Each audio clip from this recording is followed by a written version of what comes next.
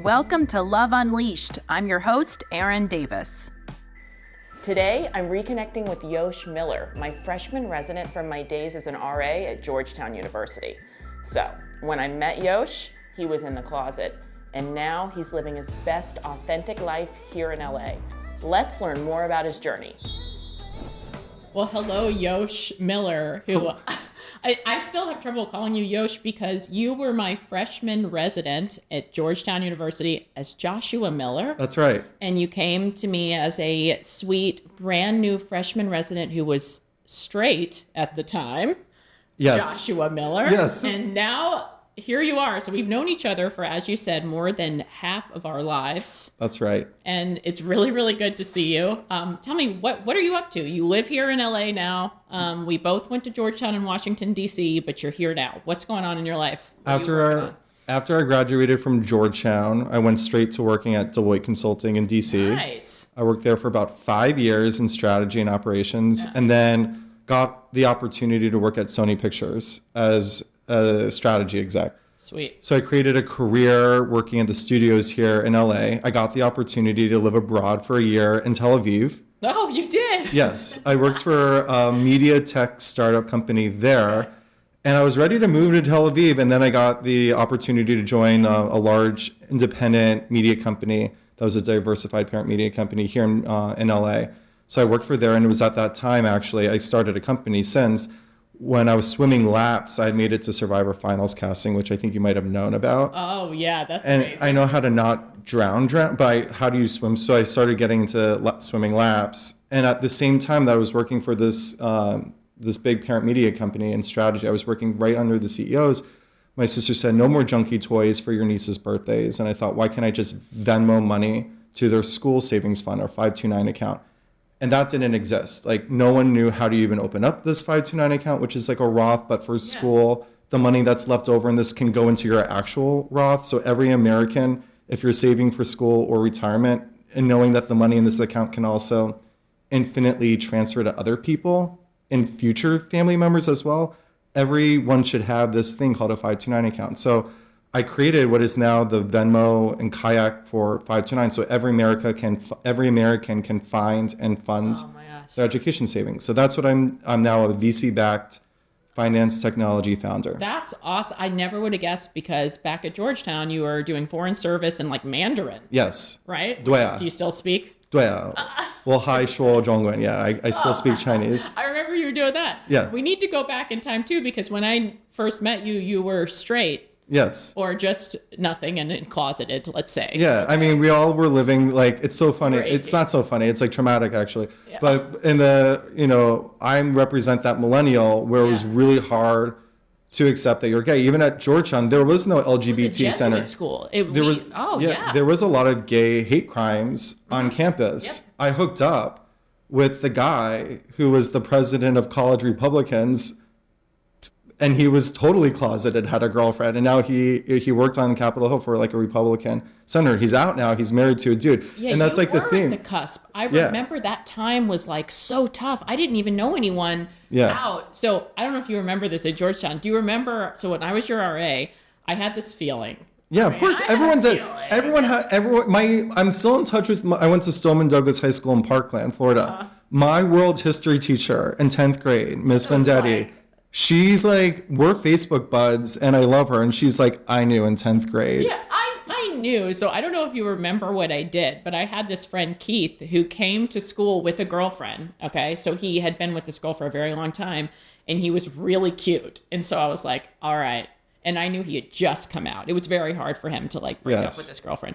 And he was my age. So we were juniors, and you were the baby boy, fresh meat. Mm-hmm. And I remember I had him just come over and hang out. And I was like, you should meet Josh, my friend. And I didn't say anything. And then I remember, I don't know how this happened, but Keith texted me like a few weeks later. He's like, let's just say Josh and I hung out. And I was like, wait, what? Yeah, he was the second. What happened? Yeah, I'd rather not talk about that. He is the second guy I ever got to kiss. That was him. Wow. Yeah. So who's the first, like, how did you go from, I'm even trying to remember, how did you go from that guy that I met as my freshman resident who just wasn't out yet, because it's tough, and at a Jesuit school, it's doubly tough How did you do it again? I mean, it's, it's so, I remember being so scared. And I think about this a lot, how much energy goes into feeling like, how do you compartmentalize? Who can you say and what can you say to, and then keeping track. So you really are cataloging every conversation you're having, and it has this really tough dynamic where you actually feel like you can open up to someone who's newer to your life, and you can't share the deeper thoughts to people you've known your entire life. Wow. And for me, what I'm doing now in terms of my company, I did the research when I graduated from Stoneman Douglas High School in Parkland, Florida. I was my class valedictorian. I never heard of what a valedictorian was. I was called a faggot every day in the public school system of Florida, where I am a proud product of the Florida public school system of Broward County. I forgot you're from there, and my family's in Central Florida. Yeah. I'm very familiar. I'm a proud native Floridian. I am an even prouder Californian today. And I was called faggot every day until I wasn't, when I was called valedictorian.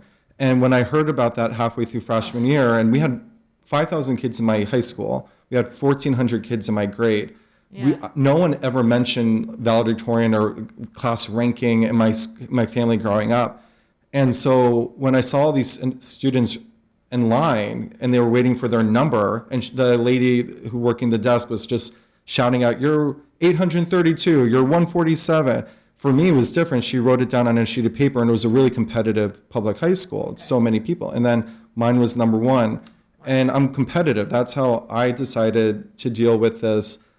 I know I don't want to go on a date for homecoming with a girl. I know I'm still being called faggot. So if I'm already being called faggot, I might as well be valedictorian. And then I just made that my thing. Like, you channeled it into that. Did you try to pretend? You didn't try to date girls? You just said I dated. You didn't try to date guys either, right? No, and threw it into academia. I dated 2 women in high school who wound up, one of whom is still a close friend, because that's what I think all relationships are. You have to start as a friendship, and then your boyfriend or girlfriend, or ultimately your husband or wife, partner, that's your best friend or one of your best friends. And your best friend can't service all your needs, but they should be a deep friendship. So these 2 women, I keep in touch with both of them. One more is like, her name's Alicia. She's my leash babe 1212. That was her screen name. But when I was graduated from college, here I am working, taking all the AP classes. The other really smart kids on the math team, I was on the math team, they were trying to gun for the number 1 spot. So it was super competitive. And then I looked, and it was time to go to school, and my family hadn't saved the right way. We saved with the Florida prepaid plan, which means you lock in the rates really early on, but the money that you give to the Florida prepaid, it's that business that gets the benefit of when you put money into your prepaid plan, they then invest it and they get tax-free investment gains on that money. But if you choose in a prepaid plan, that's a contract. That's not a savings account. So for my family, if I chose to go out of state or even in-state but private, like University of Miami, they would give you back the principal that your parents prepaid in like 1987, which was $3,800 at the time. Wow. They take away a $50 termination fee, and they're like, good luck.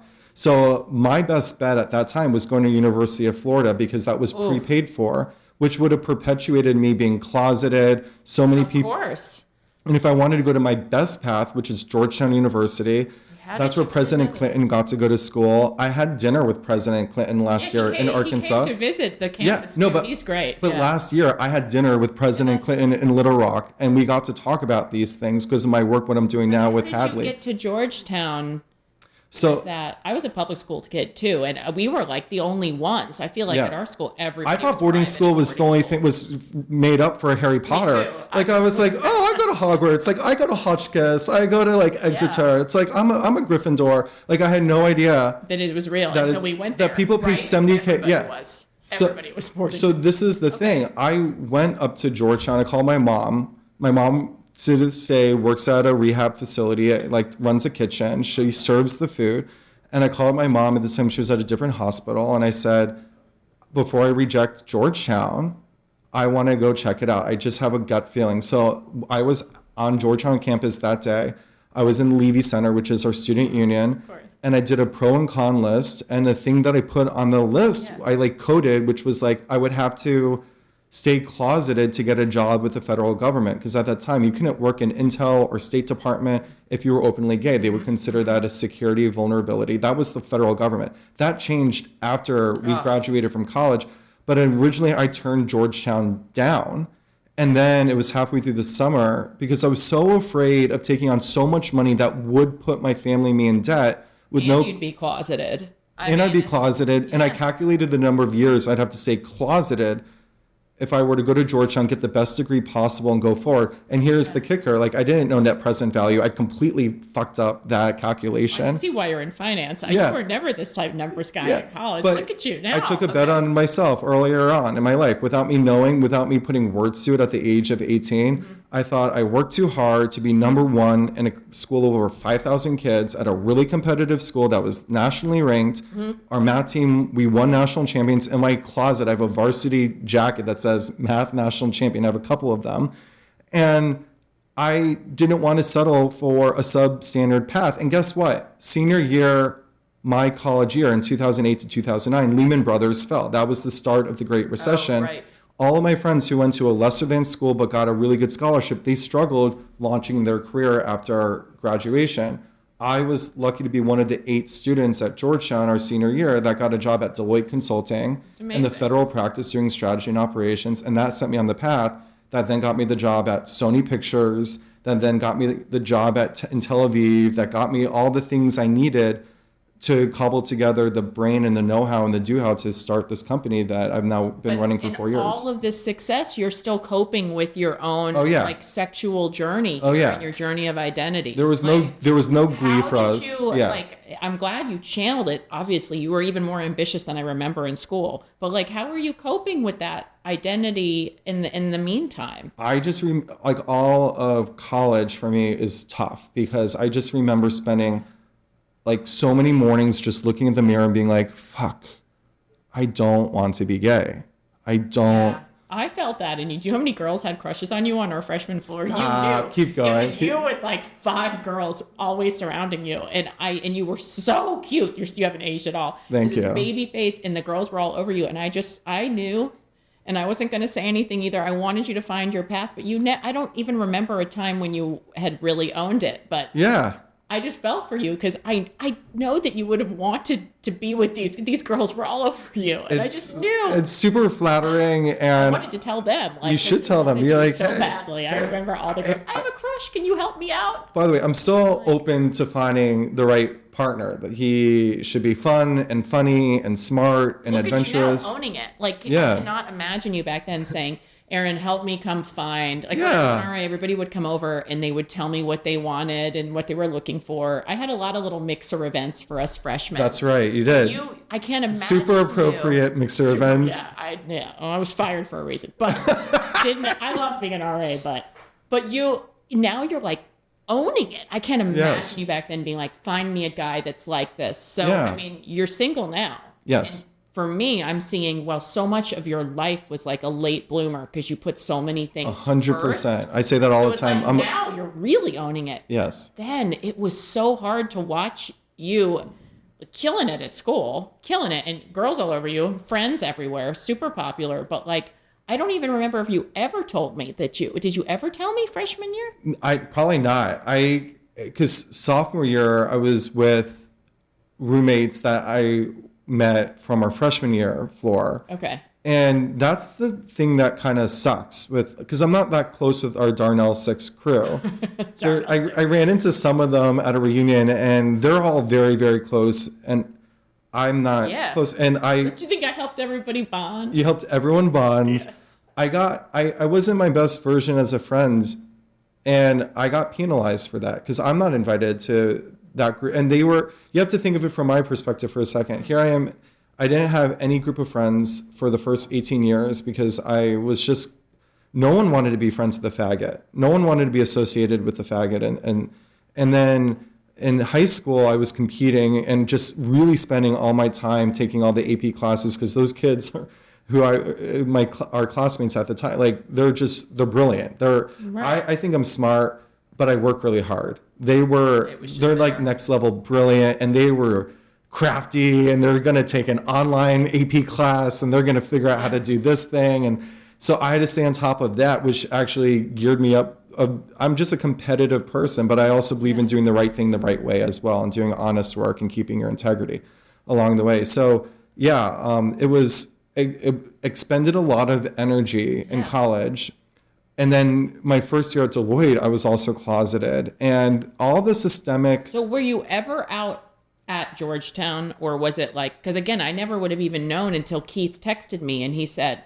So junior year, I studied abroad at Oxford, and for the year, I got to be a visiting scholar, and then I was able to like schmooze, charm, network my way into like an internship in Geneva. So I was able to like have this fabulous year abroad, doing really cool work with the WTO in Geneva. Be yourself abroad? And yes, did you feel safer? Oh my gosh, because really, that's awesome. That's awesome. I came out at Oxford. Like that's when you did. That's when I was like, oh, this How is. How did you come out at Oxford? Like, what'd you do? It was. Did you just feel like? Did you feel different? You did there what because it's kind of what I said earlier. Yeah. Because everyone was so new. You said the new relationship. You're able to, and there it was such a nothing burger.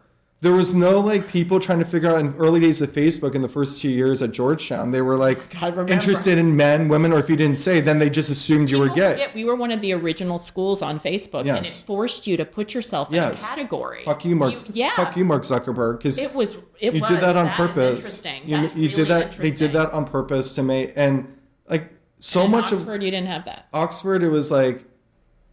Everyone. It's like if you watch Saltburn. Have you seen Saltburn? Oh God, yes. Saltburn takes place around literally like around the same time I was at Oxford. When I was I did not know one thing about Saltburn and MRC, the last studio I worked with before starting Hadley. MRC did Saltburn, and I knew nothing about watching Saltburn. And when I just watched a screener at my friend's who's in the academy, and I'm feeling like this must be Oxford. And sure enough, it's Oxford like 2004-ish, and I was there at 2007 to 8. Okay. And it was exactly the same music. It was exactly the same vibe. Everyone was kind of fluid. It was such a nothing burger. And then I came back to Georgetown senior year. That's when we got the LGBTQ center because there's such it was that late. Can you believe it? Yeah. Well, you know, they wouldn't do condoms on campus, no birth control. I couldn't find birth control. You had to go to a pharmacy off campus. I mean, this is a Jesuit school. I tried to tell people, like, you did feel it infringing upon things. Yes.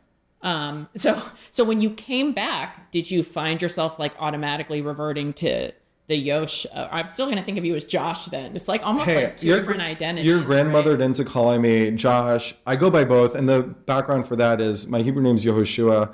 I've been going by Yosh professionally, and it just serves me. It's like fits who I am. No, I like it because I'm separating the Joshua of Joshua Miller freshman year exactly to Yosh. So when you came back from Oxford, like what happened? So when I came back from Oxford, I just wanted to get through. I was an RA myself. Did I set a good That's example? Right. You set a great example. Even though I was fired. Oh, God. No, I made it through the whole year. And I'm still in touch. In fact, when I was just in New York last week, I saw one of my residents. It was amazing, right? Yeah.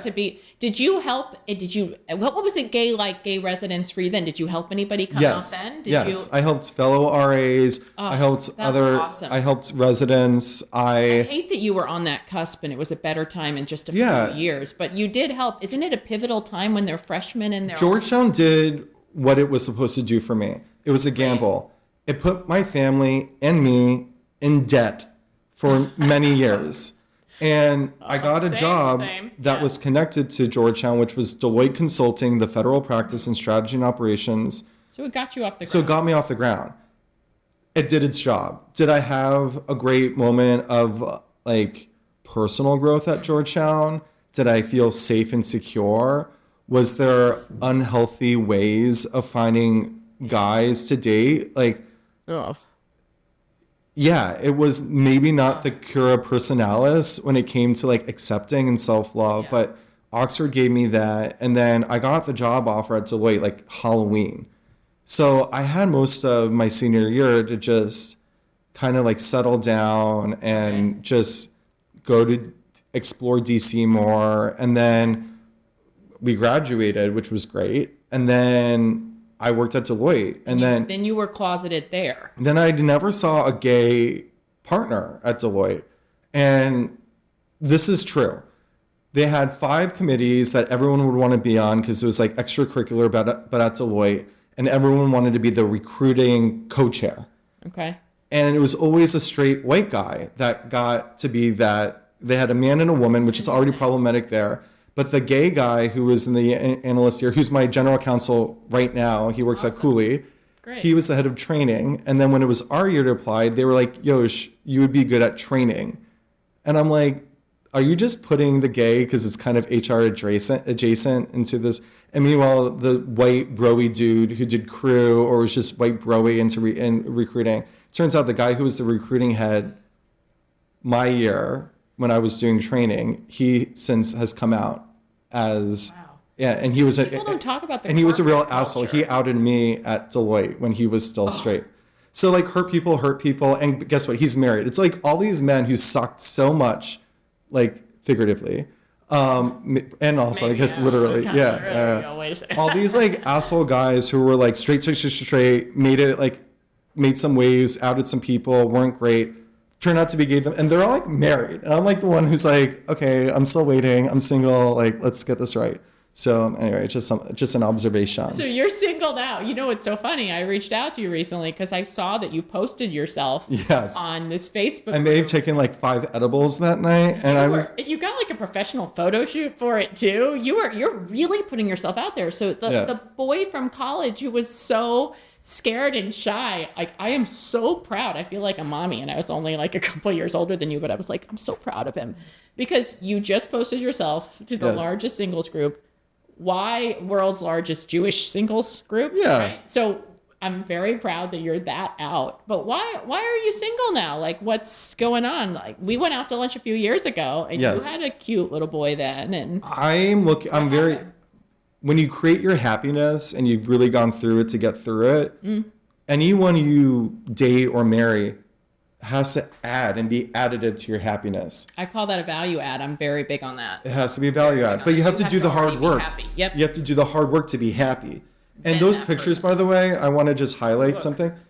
Those pictures were because I'm going to share it on this thing because, I got selected for being a top 100 queer founder. So there's a coffee table book and a list, and it's all media thing. Out there you are now? I know, yeah. You literally couldn't talk about it when we first met. Yes. I mean, this is incredible. Yes. So Congrats. I'm a VC-backed founder, and they went through all the lists of folks who's doing good work in the world, and I got selected for it. So that's amazing. I got these pictures because of that, and then I just got them back, and I thought, you know what? One of my besties, her name is Jody Klein. And she's like a madricha, matchmaker, yenta, like business extraordinaire. She's just the best. Did she post you? I think she has posted me or something. Like, we're just very close. And we have this tagline where it's like, we're going out and we're like, here's the thing, girls. Tonight, I'm finding my husband and you're all going to be my bridesmaids. Woo! Oh my gosh, that's amazing. Yeah, so that's Jody and me. Yes. So anyway, I forget what your original question was. I said I saw you posting, and this is how you're looking for love now. Like, I'm trying to figure out, you're in such a great place. Like, how has to be the value add. Single right now? Has to be the value add. Like, if the guy becomes, and here's the other thing, I'm launching, like as Taylor Swift would say, and thank you, Amy, I'm building something. Like, it's all consuming. I never sought out. I never sought out to be a founder or an entrepreneur, and I really saw this problem that no one knew how to save for school, and no one could make it easy for anyone else to put money into someone else's savings account. Yeah. So it's turned into this all-consuming thing, and for the right guy, you have. And I think we've talked about this: being super intentional and showing up and saying, "I got this picnic for us," and I love planning things. So I was cooking dinner last night for myself. My friend walked in. He's like, when was the last time someone actually cooked you a meal? Not just grilled something or threw together a sandwich, but like cooked you a meal. And I struggled to answer that. And at the same time, like I haven't made a salary, a corporate. I worked in corporate America my entire life, but the last 3 years I've been on my own and raising money. And it's tough when you're on like a 6-month runway. So Your job is your partner too, yes, you know, yes. and it's hard. You have to make room for this other relationship now, and it has to be worth it, worth your time. So what I do is Yeah. I do activities that I love that offers enough touch points where if my guy's doing it too, that's like enough of a comment. We don't need to do everything together, but I go hiking, I swim, I row, I go to conferences that are about how we improve economic mobility for low and middle wage Americans who are the backbone to this country. I go to investor meetings. So Gangels is one of my big investor groups. They have the Gangels conference. So I put myself out there all the time. So there's enough in real life moments to connect with people versus scrolling on an app and being so transactional. Apps also offer another avenue of rejection. And it's another thing to kind of keep tabs of. So here I am living life every day because of this company I started. I ask many things of multiple people every day, and I get rejected from investors or from partnerships that like this, because you have to put yourself out there every single day. Having Grindr or Hinge or any of these things, another thing to check to see a non-response or a negative response. Does it just feel like extra rejection? And I want to hear, like, what's it like being gay on apps? I run apps for a lot of straight people. I run them as my client. But I actually have never done it yet for a gay guy. So I'm dying to know, like, do you have ghosting? You have, like, what are the things that drive you the craziest? What do you see out there? Yeah, I decided I don't love ghosting, but if you give enough of a reason and then someone's just like leaning in, like there's a guy I had been chatting with on an app, and I'll reinstall it from time to time. Is it Grindr still? Yeah. Okay. When I travel, I'll like download Grindr to see who's like 300 feet away. Oh, 300 feet. Because especially in New York, like every radius. Yeah. No. But I'm telling you, Erin, connecting with people that way and saying, let's grab a drink. Mm-hmm. Let's like meet outside. Let's go for a walk. Does it work? Yes. Because I call it the surface area mentality. If you have one 10 by 10 by 10 cube of Play-Doh, the surface area of that one 10 by 10 by 10 is, well, one side is 100 times 6, that's 600 square units of surface area. But if you were to make that 10 by 10 by 10 into each one is 1 by 1 by 1, if it's comprised of 1 by 1 by 1 units, your surface area expands so much more. And that's the way I view taking a meeting or going on a date or going on Grindr, saying, okay, who else is traveling in New York City at this moment? You're also at the hotel. That's funny. Let's grab a drink in the lobby, learn about that person. And I will tell you, I met so many friends that way. When I went through my first breakup in DC, I met my neighbors that way, gay neighbors in Petworth in DC. And I think he was looking for a hookup. I was crying the entire time. And then we became buds, and I became good friends with his whole group of friends. That wouldn't have happened if I didn't take the initiative to try to connect with someone.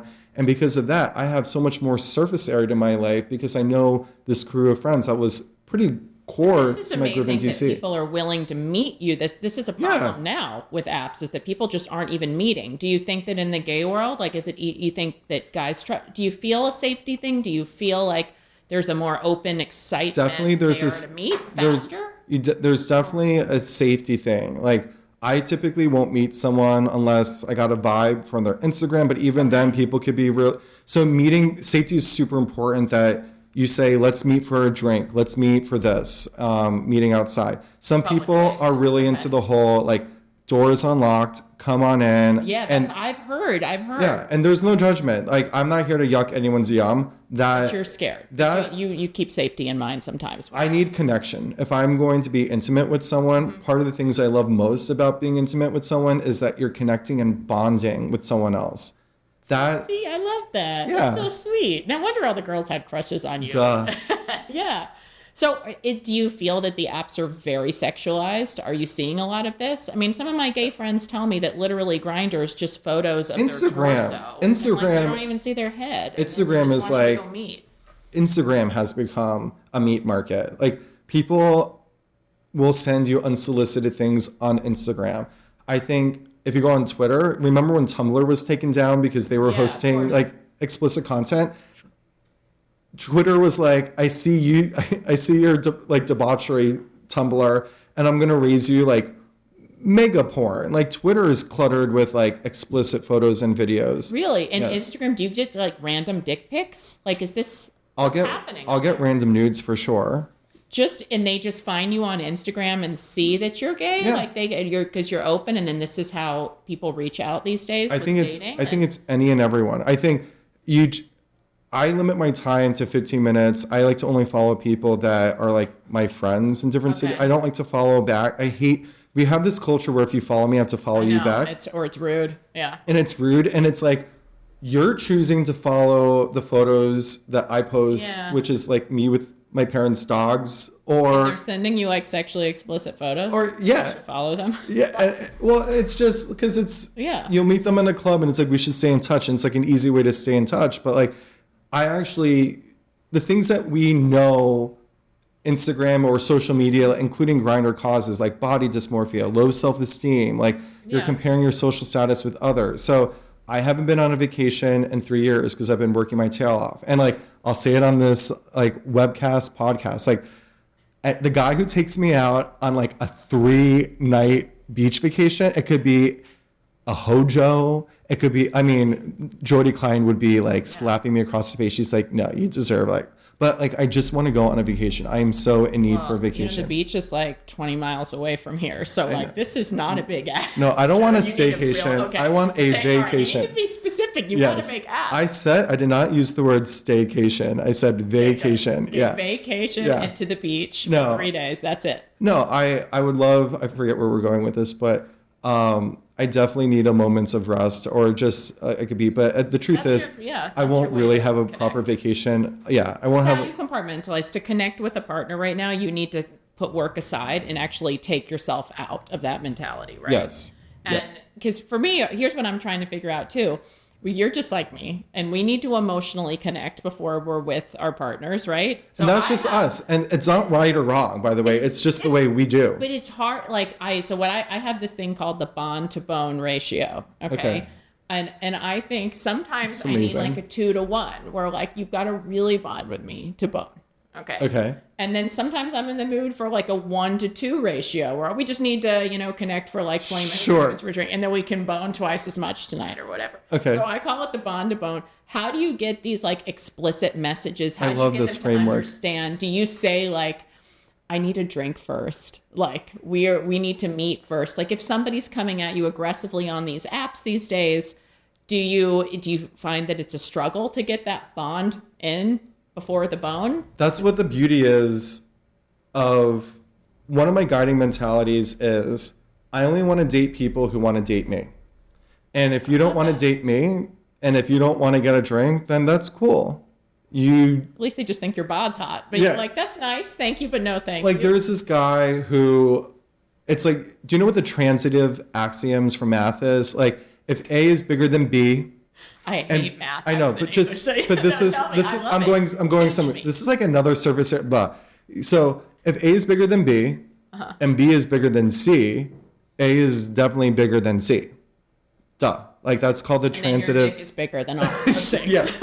Okay, great. So if guy A is hotter than guy B and guy B is hotter than guy C, then guy A, but that it doesn't really carry over because everyone has different types. Yeah. So there was this guy on Grindr in New York City. He was really close by, super attractive, seemed really smart. Looked him up on Instagram. 300 feet. Found his LinkedIn. I'm like, okay, he's educated, he's smart. Like this would do what I do. You got to look them up. Everybody needs to look them up, and then you're more attractive. You know it's going to be a good date. Okay, so what happened? So then I reach out, and then I've never got this before. I even screenshot it because on Instagram, my mentor from JP Morgan, who is so hot with like tens of thousands of Instagram followers in New York City, like.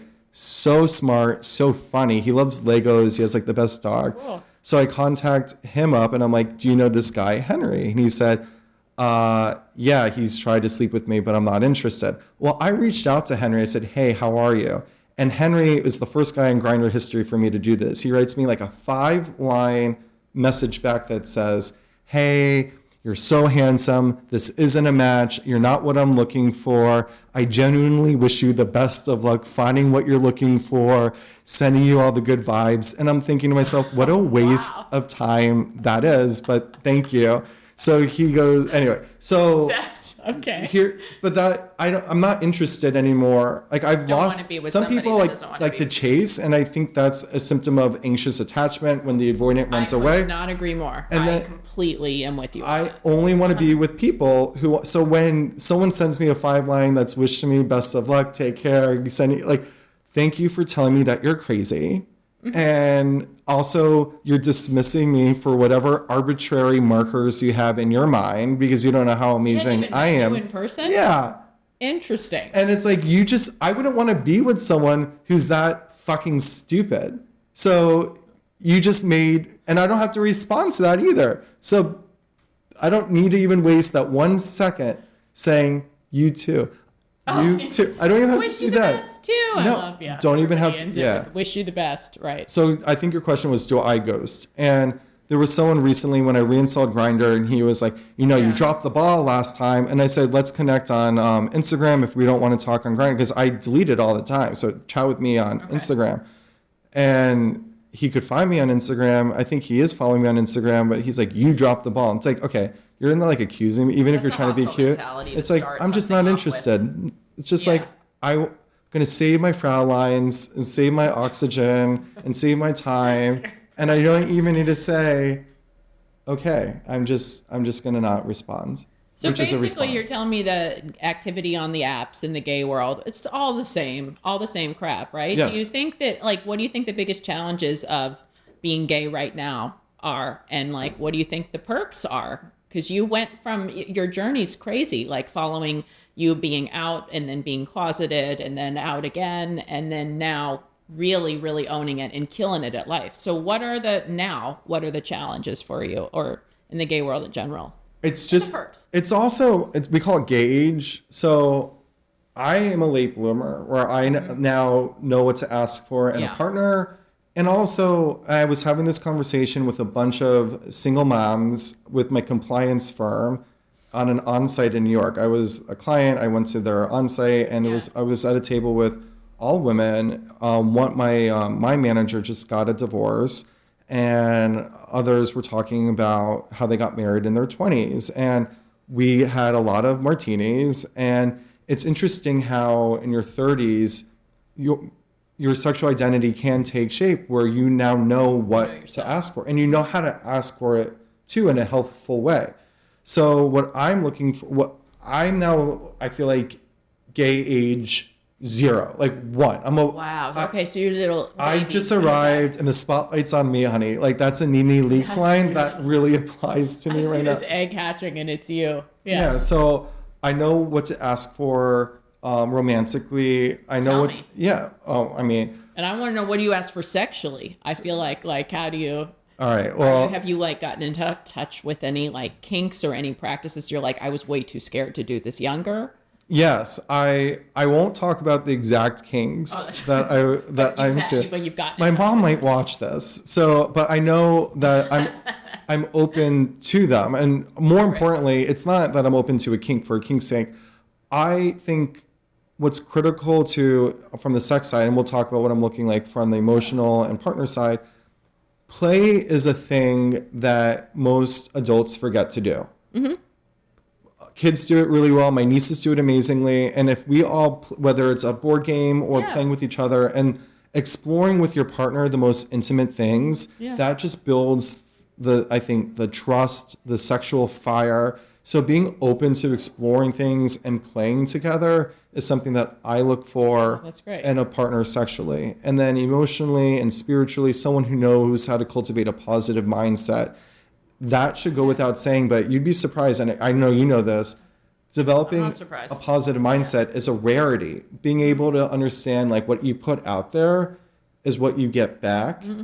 And just scanning your environment for things that you love and then verbalizing it. When your best friend or when any friend says, I got a promotion, is your immediate reaction why don't I ever get a promotion? Or my best friend just says, I got married. And it's why didn't I get married? Yeah. Right. They put it into the I. And- They turn it automatically into themselves sometimes. What's happening is the universe is presenting you something that you can opt into that frequency. People are consummating the relationship into marriage. If that's something you want, you say, I'm so Learn excited from it and be proud. excited and learn from it instead of why not me? You're that right. is that could be your happiness too. You should feel that happiness that your friend's getting married. You might not be you may not be married and you might want that, or your friend might get that promotion. You have to say, you have to act as if it's your own promotion and think that your friend's promotion is part of your success. And by the way, who doesn't want rich, successful, killing it friends? Like you only want that. But it's interesting to me how people will feel inwardly competitive and kind of root that you don't get that thing. That's coming from you, Mr. Competitive, and you're able to do that. So I think that's awesome. Life is a multi-turn game, and we go furthest when we go together. So I am competitive, but I don't view my competitors as other apps or other things. My competitor for my business, and again, like name of my business is Hadley because it's my niece. Oh, The competitor to Hadley is that 1 in 2 people today do not pursue their best path or any path after high school simply because they don't have the savings. So I'm competitive, but I take we're all on the same side. All of us humans can all be rowing in the same direction to achieve these societal solutions to these big challenges. Like we could all be in it together. And that's where I'm competitive of crushing student debt. It's a $2 trillion problem. I want to create a multi-trillion-dollar savings net for all Americans, all of our neighbors, because we're going to need nurses when we get older. We're going to need electricians. We're going to need America's best foot forward. That is the competitor. So looking to celebrate other people's wins as if it's your own, that's the type of partner that I'm looking for who shares that mentality. I love that. I love that it's also a choice. You use the word develop a positive mentality. Yes. And I want people to understand when they tell me, but I'm just not naturally happy. And I say, a lot of us aren't. For many reasons. So it's about making a choice. Everything's to a take choice. That mentality. And I love seeing your growth and having known you since you were 18. And I just want to thank you for being on the show today. It's always a pleasure talking with you. I mean, I know why you're single, the late bloomer and all these, but it's not going to last long because you are like the greatest catch ever. And it's time for you to find what you're looking for. So I want to thank you for being here, Yosh. Thank you for having me. How can people find you? Like, what's the best way to get in touch? Well, you can just support your business also. I appreciate it. I'm Yosh Miller, Yosh Miller. I'm on LinkedIn. I'm also on Instagram as Hey Yosh Miller. So it's HeyYoshMiller. And honestly, everyone should have a 529 account. We're a public benefit corp. It's free to find your best 529 account. It's free to link it, and it's free to invite other people to just fund your own account. And if you work at a company and you want to have 529 benefits, that's what we do. And then that's just the start of the benefit because employees use our app to connect with family and friends outside the employer org so we can save more together. So go Hadley.com. So all better together. Yes. Thank you, Yosh. Thank you, Erin. Thank you for listening or watching the show. If you'd like to be featured in a new episode of the podcast, you can send us an email. It's loveunleashed@jltv.tv or send me a message on Instagram. It's @loveunleashed_Erin Davis.